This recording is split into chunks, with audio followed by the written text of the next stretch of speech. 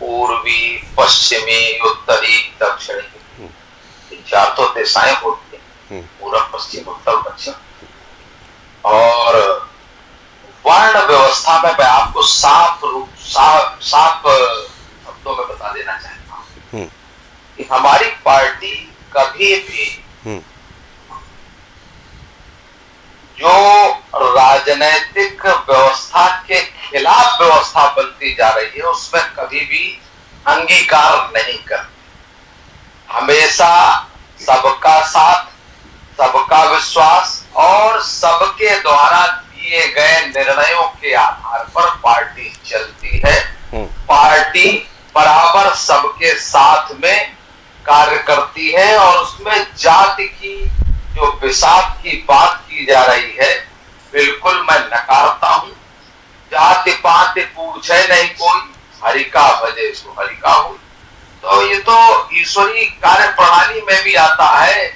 आप अंदर से क्या है, ये आपकी जातिगत मानसिकता के अगर आप द्योतक हैं तो ये आपको फार्मूला जो बैठाला जा रहा है या मीडिया में जो प्रचारित किया जा रहा है कि वो इस जाति के हैं, वो पूर्वी हैं, वो पश्चिमी हैं, मैं इसको सिरे से नकारता हूं।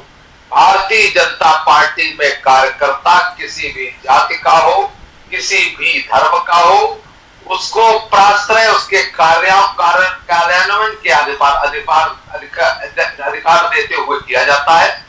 भारतीय जनता पार्टी कभी इस तरीके की जातिगत व्यवस्थाओं में कभी भी न रही है और न आगे भी रहेगी। भारतीय जनता पार्टी का स्पष्ट मत है कि जब भारतीय जनता पार्टी 2000, अभी आपने जो बात की मैं उसकी थोड़ी पृष्ठभूमि आपको बता देता हूं जितनी मेरी को पावर है। 2007 के फार्मूले की आपने बात की कि मायावती जी ने वो कर दिया, ऐसा कर दिया, वैसा कर दिया।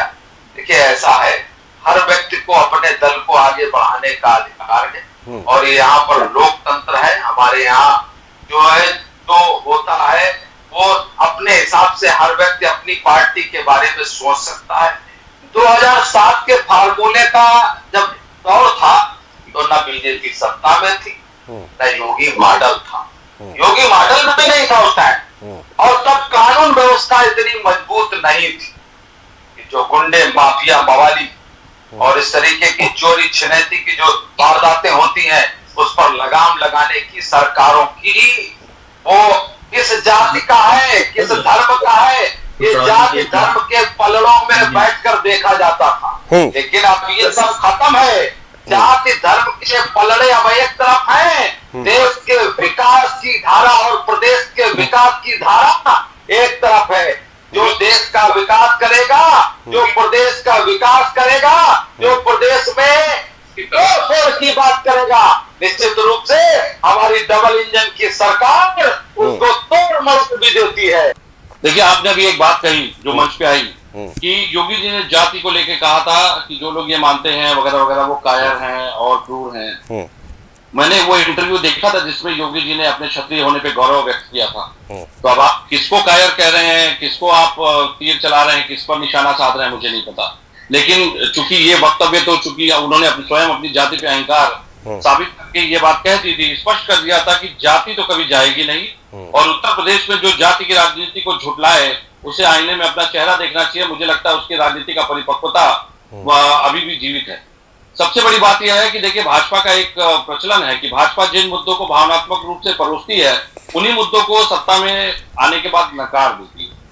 अगर बात उत्तर प्रदेश में की जाए, खासकर विशेष ब्राह्मण वर्ग की केवल मैं करूं तो अभी तक 3 प्रमुख घटनाएं ऐसी हैं जिन्होंने ब्राह्मण वर्ग को यह संदेश दे दिया है भाजपा के माध्यम से कि अब ब्राह्मणों की आवश्यकता भाजपा को नहीं है। जैसे पहले 4 बैठकें होती हैं जिसमें पहली कुटुंब बैठक होती है, दूसरी भाजपा के ब्राह्मण विधायकों, सांसदों या नेताओं की बैठक होती है, उसी दिन भाजपा के प्रदेश कार्यालय पे अल्पसंख्यक मोर्चा की बैठक होती है, उसके बाद क्षत्रिय कुर्मी बैठक होती है समाज की, उसके बाद लोक समाज की बैठक होती है और इनके नेता शिरकत भी करते हैं। लेकिन नोटिस केवल ब्राह्मणों को जारी की जाती है। ब्राह्मणों को यह संदेश दिया जाता है कि आगे से इस तरह की कोई भी बैठक स्वीकार नहीं की जाएगी। मैं तो आश्चर्य में था कि बाटी चोखा पे प्रतिबंध अभी तक लगा कि नहीं लगा, बैन ना कर दिया हो।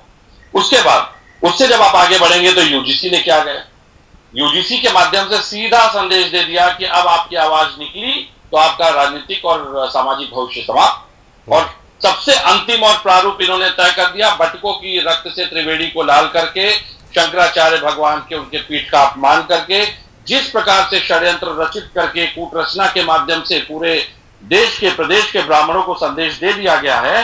ये स्थिति अब यह है कि ब्राह्मण, क्योंकि एक नैरेटिव सेट है कि ब्राह्मण तो कहीं भाजपा के बिना विकल्प लेगा नहीं, लेकिन कहीं ना कहीं ये अब स्थिति बहुत स्पष्ट है कि इन्हें ब्राह्मणों की आवश्यकता नहीं है। तो जाति आधारित राजनीति को नकारने वाले पहले ये तो तय कर लें कि उनके यहाँ अगर जातियां नहीं है तो उनके यहाँ जातियों के आधारित मोर्चे क्यों बने हुए हैं, उसको भी समाप्त कर दीजिए। देखिए, मंच पे बैठ के झूठ नहीं कहना चाहिए। राजनीति में अगर राजनीतिक दल राजनीति कर रहे हैं तो उनको कम से कम अपनी लकीर सही रखनी चाहिए। जब इस देश का प्रधानमंत्री इस देश में मंचों पे खड़ा होकर चुनाव के समय अपनी जाति के माध्यम से वोट मांग सकता है, जब प्रदेश के मुख्यमंत्री अपनी जाति पे गौरव और अहंकार साबित कर सकते हैं, तो मुझे लगता है कि फिर मंच पे बैठकर ये कहना कि हम तो जाति की राजनीति नहीं करते, हम तो सबका साथ, सबका विश्वास, सबका विकास की बात करते हैं। ये बात अलग है कि अल्पसंख्यक दलित पिछड़ों का 69,000 शिक्षक भर्ती, 22,032 विज्ञान गणित विज्ञान भर्ती, 4,000 उर्दू शिक्षक भर्ती में हक भी मारते हैं, भर्तियां निरस्त भी करते हैं, और उनको हम मुख्य धारा से जोड़ने का नहीं काम करते हैं कभी भी। जातियों की राजनीति बाकी ये नहीं करते। ये बात और है, हिंदू हिंदू करके दिन भर केवल राजनीतिक मंतव्य प्रस्तुत करके पूरे प्रदेश के धार्मिक स्थलों में जहां चरण रख देते हैं वो जो जगह विवादास्पद। जफर जी है इमरान साहब, बहुत बहुत स्वागत है आपका। आप मौजूदा परिस्थितियां को लेकर क्या कहना चाहेंगे, क्योंकि 2007 वाली सोशल इंजीनियरिंग वाली अगर बात है बसपा की तरफ से दलित और ब्राह्मण वोटों को लेकर, लेकिन यहां 27 में थोड़ा सा एक परिवर्तन हो रहा है। यहां पर दलित ब्राह्मण के साथ साथ ओबीसी को भी साधने की तैयारी मायावती करती नजर आ रही है। हालांकि ये अभी पर्दा इससे हटा नहीं है, अभी जो 7-7 वाला कर रहे हैं, लेकिन 27 में थोड़ा सा फॉर्मूला अपडेट हो रहा है। क्या कहेंगे इस पर जी? देखिए, बहुजन समाज पार्टी जो है कभी भी इससे जातिगत राजनीति नहीं, और जातिगत राजनीति करने वाले दल आपके सामने बैठ के बड़ी बड़ी बातें कर रहे हैं, जिनकी पार्टी में आप देखेंगे कि सारे जातियों के पिछड़ा वर्ग से लेके ब्राह्मण समाज से लेके सभा से लेके हर विंग बना रखा हुआ, उसके अध्यक्ष बना रखे हैं। लेकिन बहुजन समाज पार्टी बहुजन को लेकर चलती है। बहुजन में कोई जाति नहीं आता, बहुजन में सारे धर्म विशेष के लोग, सारी जाति के लोग, अगड़े पिछड़े सब उसमें आते हैं। और रही टिकट बंटवारे की बात, तो बहन जी का साफ कहना है कि हमारी पार्टी में हर उस वर्ग को टिकट मिलेगा जो वर्ग चुनाव लड़ना चाहता हो, जो वर्ग आगे बढ़ना चाहता हो, चाहे वो शोषित समाज से हो, चाहे वो दलित समाज से हो, चाहे अल्पसंख्यक समाज से हो।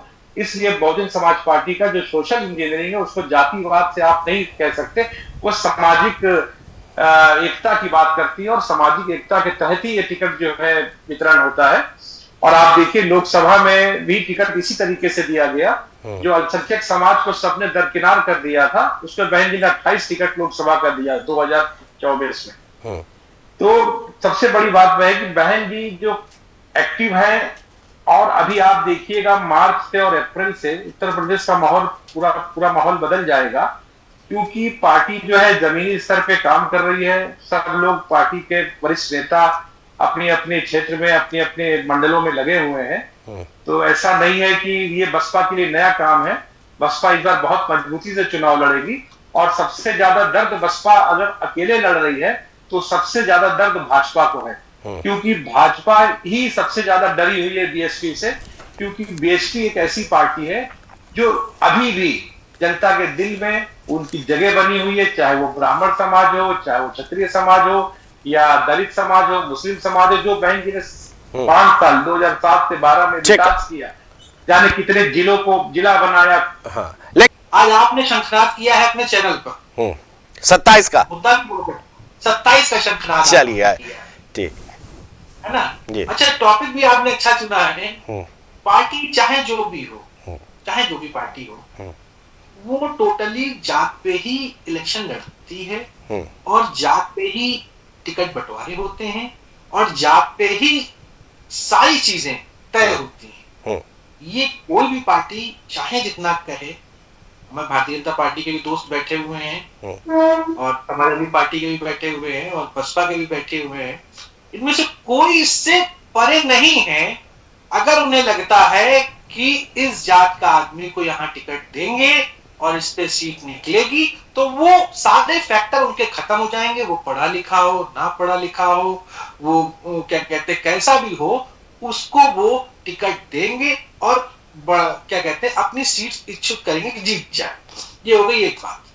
चाहे कोई पार्टी मना कर ले, इस पर कोई भरोसा नहीं करिएगा कुलभूषण जी, मैं आपको बता दे रहा हूं। कोई कितना कह ले कि नहीं हम जात पे टिकट नहीं देंगे, हम जात पे टिकट नहीं देंगे, लेकिन वो देंगे, मानेंगे नहीं। उनका एक सिनेरियो सेट है। कुलभूषण जी की अब इस टॉपिक पे डिबेट होनी नहीं चाहिए, ये डिबेटेबल मैटर बना बचा नहीं है, ये एस्टेब्लिश हो चुका है। जैसे कानून की भाषा में कहा जाता है ना, सेटल्ड लॉ है, तो ये एक सेटल्ड सोशल प्रिंसिपल हो चुका है कि राजनीति बिना जाति के हो ही नहीं सकती है। राजनीति और जाति समीकरण एक दूसरे के कॉम्प्लीमेंट्री, एक दूसरे के पूरक हो गए हैं। या यूं कह लीजिए कि राजनीति में जाति आधार है, जाति ही नींव है, उसके ऊपर राजनीति के महल खड़े किए जाते हैं। अगर कोई भी पार्टी ये कहती है कि हमारे साथ जातिगत चीजें नहीं होती हैं, तो मतलब झूठ बोलने का जो मादा होता है वो उनसे बड़ा किसी के अंदर हो नहीं सकता है। क्योंकि जातिगत प्रकोष्ठ बना करके, जातिगत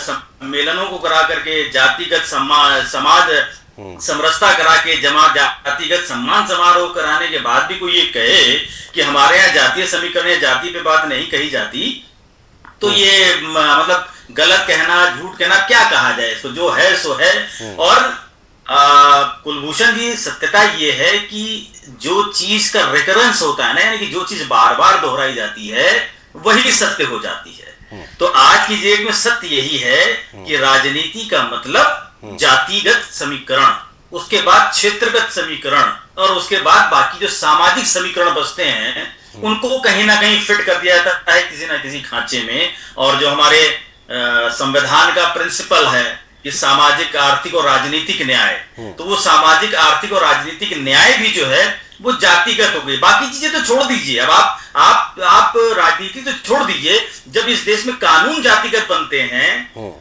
जाति को लेकर के स्पेसिफिक कानून बनाए जाते हैं, तो आप कैसे कह सकते हैं कि हमारे यहाँ जाति की बात नहीं होती है। जातिगत स्कीमें बनाई जाती हैं सरकारों के द्वारा, जातिगत लाभ दिए जाते हैं, जातिगत कानून बनाए जाते हैं। तो आप यूं कह सकते हैं कि जो सामाजिकता की धुरी है वो जाति की धुरी पे ही टिक गई है आकर के। और इससे अगर कोई इनकार करता है तो मैं उसके सम्मान में कुछ नहीं कह सकता। चौहान साहब के सम्मान में आप कुछ नहीं कहना चाहते कुल मिला के? मैं समझ गया इशारा आपकी किधर है, मैं समझ गया इशारा किधर है। ठीक है दिलीप जी, आप बहुत कम बोले लेकिन बहुत तगड़ा बोल गए आज आप बहुत तगड़ा बोल गए दूसरों की। चलिए, आप पे भी लागू होती है, सिर्फ चौहान साहब पे लागू नहीं होती। ऐसा कोई पार्टी वाला नहीं, आज चौहान साहब बोल गए ना विकास वाली बात पे, इसीलिए मैं चौहान साहब को आज सोच रहा हूँ क्या बोलेंगे। अच्छा चलिए, जरा चौहान साहब कुछ बोलना चाह रहे हैं तो उनसे जरा चाल लेते हैं। यशवर्धन साहब, हमारी पार्टी में कोई जाति प्रकोष्ठ नहीं है। अरे तबरे साहब, आपकी जो पार्टी का उत्थान हुआ था ना, वो जाति के आधार पे ही हुआ था। आप ये कह नहीं सकते हैं, वो राजनीति में आई जाति की वजह से थे, वो शोषित समाजों की वजह से हुआ। अब आप कुछ भी कह सकते हैं ना, शोषित कह लीजिए, जाति से ही समाज बना है, उसके बाद राष्ट्र बना है। पार्टी का जो उत्थान हुआ था वो 100% जाति के आधार पे ही हुआ था। चलिए ठीक है।